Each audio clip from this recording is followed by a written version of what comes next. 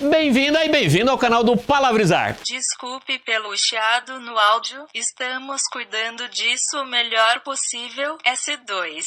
Hoje, atendendo a muitos pedidos, vamos dar continuidade à série Introduz com Literatura, trazendo um clássico da literatura brasileira, o genial, impagável, fantástico Memórias Póstumas de Brás Cubas, do Machado de Assis. É o meu favorito. Antes de tudo, quando a gente faz um vídeo desses, do Introduz com Literatura, a gente precisa avisar a quem não leu o livro que dá para acompanhar, porque à medida que a gente vai falando do livro, eu vou explicando as passagens, às vezes contando um pedaço do livro, para quem não leu, para quem não se lembra mais, sabe aquele não se lembra mais, poder ir acompanhando. Então, vem ver como fazer para usar esse livro que é genial em uma redação de vestibular. Primeira coisa necessária de saber é como fazer uma introdução com literatura. Eu já expliquei isso em 2 vídeos, mas vai aqui de novo bem rapidinho. Se quer essa explicação detalhada, clica no card, vai para o primeiro Introduz com Literatura, que lá está mais explicado, com mais cuidado. Mas só para lembrar, o ideal é que essa introdução siga 3 etapas. Primeiro, apresentação da parte do enredo selecionada. Depois, ênfase no aspecto da narrativa que mais se relaciona com o tema e com a tese. E aí, apresentação do tema e da tese. E eu vou colocar aqui 10 possíveis assuntos para você relacionar com o livro. Então fica até o final que o 10º é o mais legal, tá? E a primeira passagem é já a dedicatória. Para quem não conhece o livro, o Brás Cubas é um defunto autor. O narrador do livro está escrevendo o livro depois de morto, lá do além. E o livro é dedicado ao primeiro verme que roeu suas frias carnes. Ou, nas palavras dele, a dedicatória, ó, ao verme que primeiro roeu as frias carnes do meu cadáver, dedico como saudosa lembrança estas memórias póstumas. É assim que começa o livro, você abre, tem essa dedicatória. Como a gente faz nessa série, primeiro é importante entender essa passagem. O normal, em quase todos os livros, é uma dedicatória feita a uma pessoa. E o Brás Cubas dedica a um verme, né? Como interpretar isso?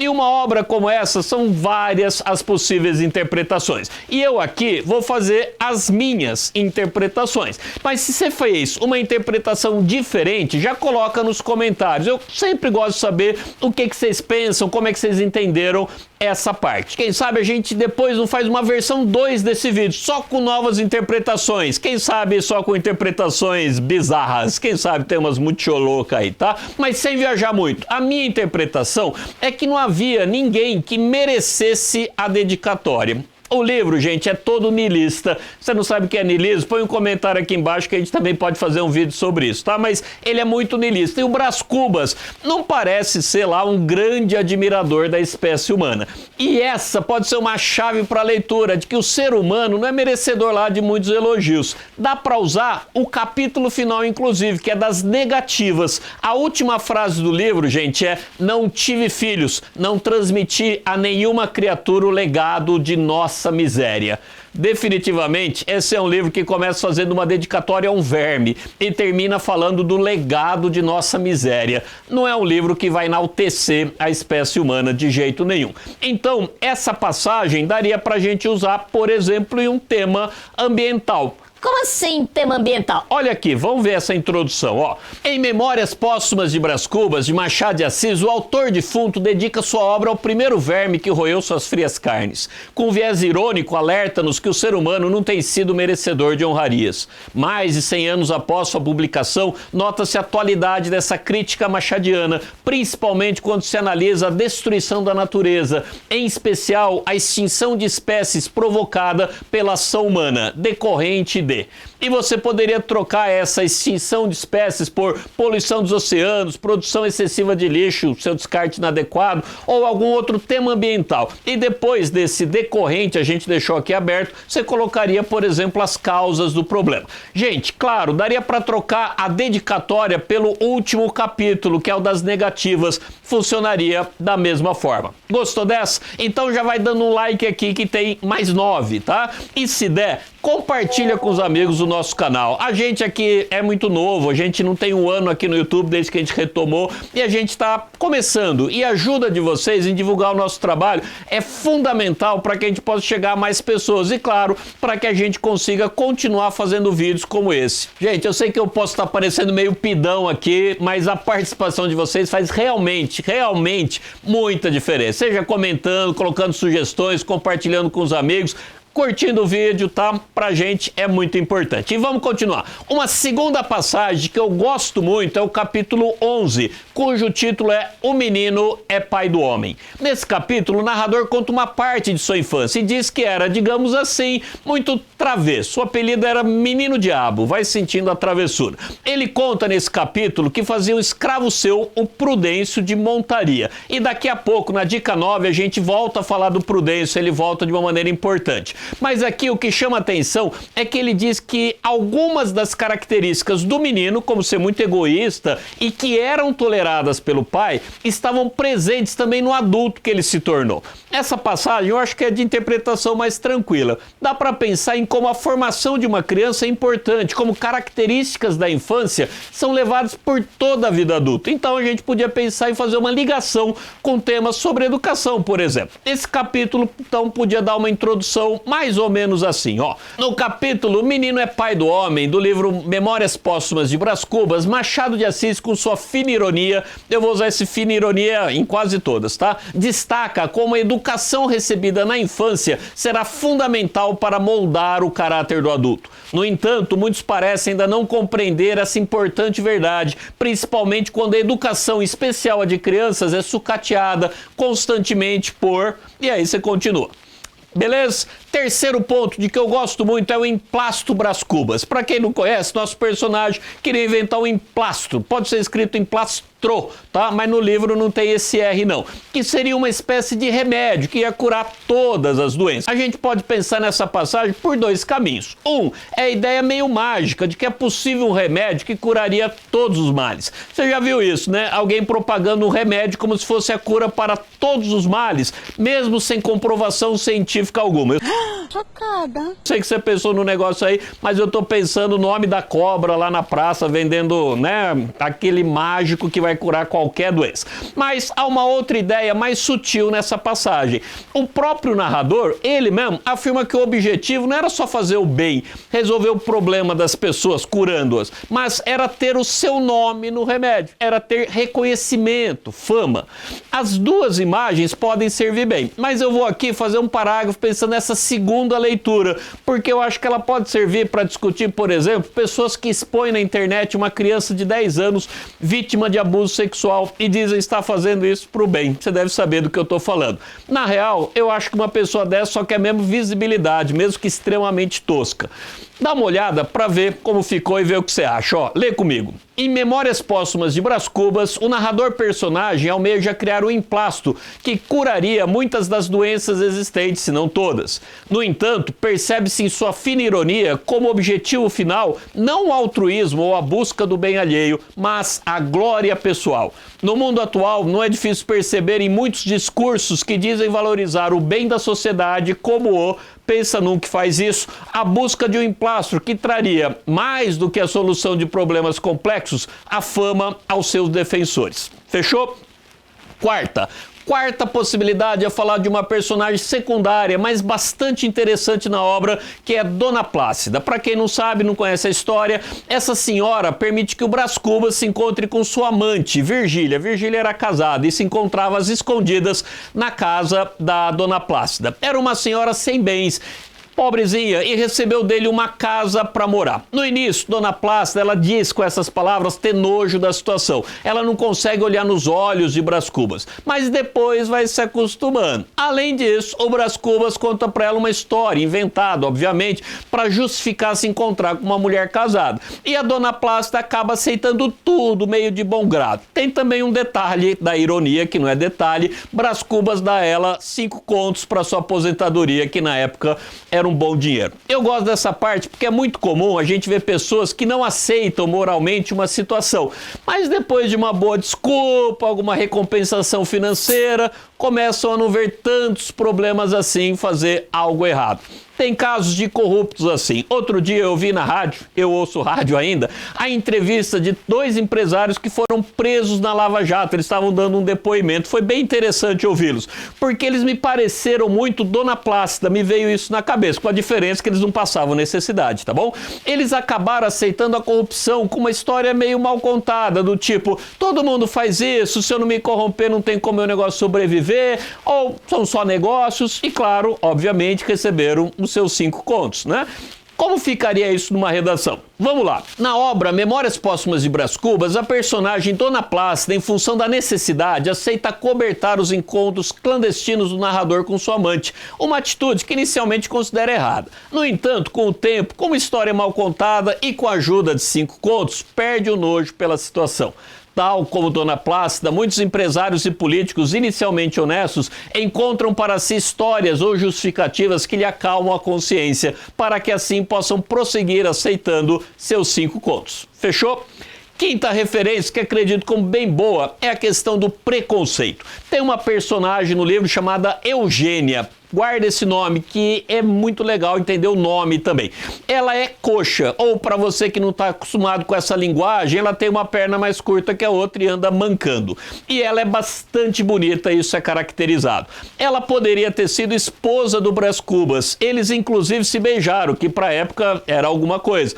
Mas Brás Cubas não fica com ela. E tem uma frase que é bem emblemática e que traz implicitamente o motivo. A frase genial do Brás Cubas é essa: por que bonita se coxa? Por que coxa se bonita?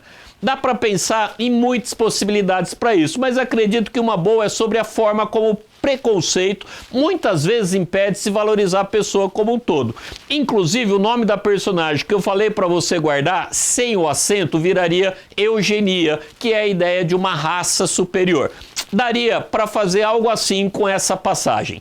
Em Memórias Póstumas de Brás Cubas, a personagem Eugênia, bonita porém coxa, é rejeitada pelo narrador. Com fina ironia, Machado de Assis critica uma sociedade que é incapaz de valorizar uma pessoa em virtude de preconceitos associados a questões físicas. Mais de 100 anos após a publicação, essa obra mostra-se bastante atual, já que o preconceito continua. Foi um outro capítulo muito famoso, é o da borboleta preta, que vai nos dar a 6ª referência. Para quem não leu o livro ou não se lembra dessa passagem, entra uma borboleta preta lá no quarto do Brás Cubas. Ele pega uma toalha, bate nela, ela cai no chão quase morta.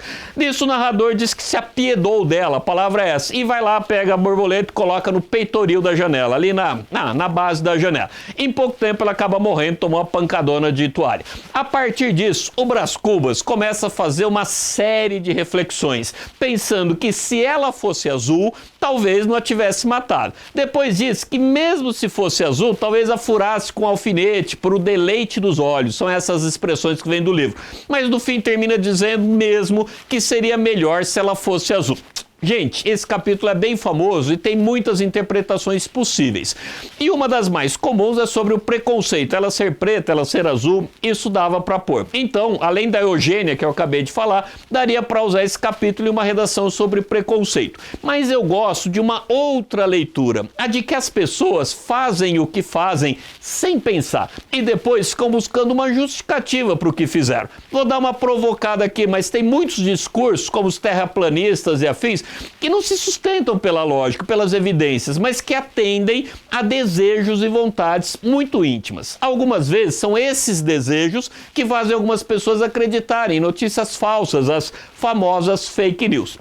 Entendeu? Arrumar uma desculpa para acreditar em algo que não é verdade. Então aqui vai uma introdução para isso. No capítulo Borboleta Preta do livro Memórias Póstumas de Brás Cubas, o narrador, após matar uma borboleta preta, faz uma série de digressões. Digressões são esses pensamentos que vão longe sobre o que o teria levado a praticar tal ato e conclui que o fizera em função de ela não ser azul. Mais que uma explicação racional, a personagem encontra para si uma justificativa qualquer que lhe acalma a consciência e permite lidar mais facilmente com sua atitude. Com fina ironia, Machado de Assis alerta para o fato de ser humano não ser movido pela razão ou por evidências, mas por desejos e sentimentos muitas vezes ocultos. Fora da ficção, percebe-se essa máxima ao se analisar o que leva milhares de pessoas a acreditarem em teorias terraplanistas ou equivalentes teorias conspiracionistas que satisfaçam ou acalmem emoções impronunciáveis, como... e aí você põe alguma coisa impronunciável. Fechou? Um sétimo aspecto que aparece marcado nesse livro é um tratamento pouco romântico do amor e do casamento. Lógico, o livro é realista, não vai ser romântico no amor. Eles são vistos, casamento e amor, mais como um jogo de interesses. Tanto é que Virgília, ela não se casa com o Brás Cubas, mas com o Lobo Neves. Você não sabe, ele teve um cargo mais importante. E claro, não vamos deixar de falar da Marcela, minha xará. Não tem lá muito a ver comigo, mas minha xará. É com ela que o Machado faz uma de suas frases mais irônicas. Você não conhece a frase maravilhosa é essa: Marcela amou-me durante 15 meses e 11 contos de réis. Um exemplo de amor desinteressado, romântico, idealizado, só que não, né? E dá para pensar nisso não apenas pro amor, mas para outras relações baseadas no interesse. Dá uma olhada aqui, ó. É do livro Memórias Póstumas de Brás Cubas a célebre frase Marcela amou-me durante 15 meses e 11 contos de réis. Com fina ironia, Machado de Assis chama atenção para relacionamentos supostamente amorosos, mas que se mantêm pelo interesse econômico. Mais de 100 anos após a publicação da obra, o amor, muitas vezes, continua sendo tapume de interesses que não podem se explicitar. Obviamente, isso aqui daria para falar de amor, que é um tema mais abstrato e, quem sabe, pode aparecer aí em algum lugar, tá? Mas é mais abstrato no Enem. E um oitavo aspecto interessante do livro é o fato de o personagem narrador nunca ter trabalhado, ou nas palavras dele, as palavras dele. Coube-me a boa fortuna, fortuna que é sorte, de não comprar o pão com o suor do meu rosto. Qual a sua interpretação dela? A minha é a mais óbvia, que há pessoas que levam uma vida, de certa forma, meio parasitária. São pessoas que já nasceram ricas, tiveram todos os cuidados, instruções e colocaram dinheiro para render e nunca precisaram trabalhar. Dá até uma invejinha às vezes, né? Dá para usar isso em uma redação, gente, sobre desigualdade social ou sobre relações trabalhistas. Conforme sua tese, daria para usar no tema da uberização, que a gente já discutiu, tem o card aqui. Olha aí como é que ficaria o Memórias Póstumas lá, ó. Em Memórias Póstumas de Brás Cubas, o narrador afirma que teve a boa fortuna de nunca comprar o pão com o suor do meu rosto. Com fina ironia, Machado de Assis nos remete a uma questão antiga no Brasil, a da desigualdade, da injustiça, já que ainda hoje, enquanto muitas pessoas enfrentam trabalhos insalubres, com longas jornadas, sem acesso a direitos trabalhistas, outros vivem de rendas herdadas e jamais precisam suar o rosto para ganhar o pão. O nono, como eu falei no começo, é sobre o Prudêncio. Esse personagem, quando criança, ele foi escravo do nosso narrador, que lhe fazia grandes maldades, como montar sobre ele colocando um freio em sua boca, como se fosse um cavalo mesmo, e era uma pessoa, obviamente. No entanto, em outro momento da narrativa, ele é liberto. E tem um capítulo muito emblemático no livro que se chama O Vergalho. Vale a pena ler, ele é curtinho. Nele, o narrador está andando pela rua e vê um negro dando vergalhadas, são chicotadas em um outro negro. Ao se aproximar, percebe que aquele que estava batendo era seu antigo escravo, Prudêncio. Ele se aproxima e diz para o ex-escravo parar com aquilo e é imediatamente obedecido.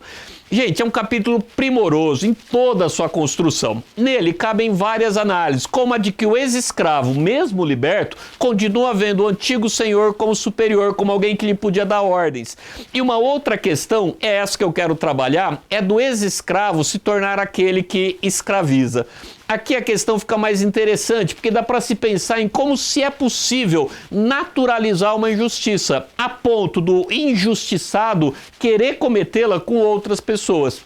Tem uma frase muito célebre do educador Paulo Freire, não sei o que você pensa dele, pense sobre a frase, que é a seguinte: quando a educação não é libertadora, o sonho do oprimido é tornar-se opressor. Não sei o que você acha dessa frase, mas ela, de certa forma, resume bem essa passagem do Vergalho. Em uma redação sobre o papel da educação, daria para colocar essa passagem assim.